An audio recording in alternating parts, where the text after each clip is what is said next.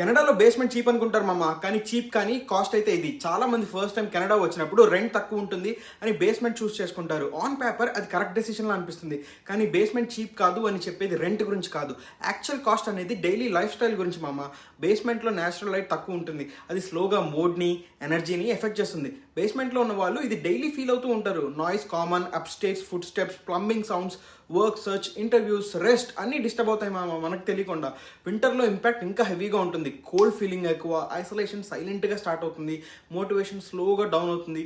ఈ cost rent రిసీట్లో కనిపించదు. ఒక బ్రదర్గా చెప్తున్నా, కుదిరితే విటమిన్ డి చెక్ చేసుకోండి. సన్లైట్ తక్కువ ఉంటే బాడీ మైండ్ రెండు ఎఫెక్ట్ అయిపోతాయి మామ. ఇంకో ఇంపార్టెంట్ రియాలిటీ ఏంటంటే అన్ని బేస్మెంట్స్ లీగల్ కావు. Safety, fire exit, ventilation check చేయకపోతే ప్రాబ్లం టైంలో ప్రొటెక్షన్ చాలా తక్కువ అనిపిస్తుంది మనకి. బేస్మెంట్ తీసుకోవటం తప్పు కాదు, కానీ పాసిబుల్ అయితే ఫస్ట్ ఫ్యూ మంత్స్లో బేస్మెంట్ కాకుండా ఉండడానికి ట్రై చేయండి. కెనడాలో డెసిషన్స్ ప్యానిక్లో కాకుండా క్లారిటీతో తీసుకోవాలి. రియల్ కెనడా గైడెన్స్ కోసం మన కేర్ ఆఫ్ కెనడాని ఫాలో అవ్వండి, సబ్స్క్రైబ్ చేసుకోండి.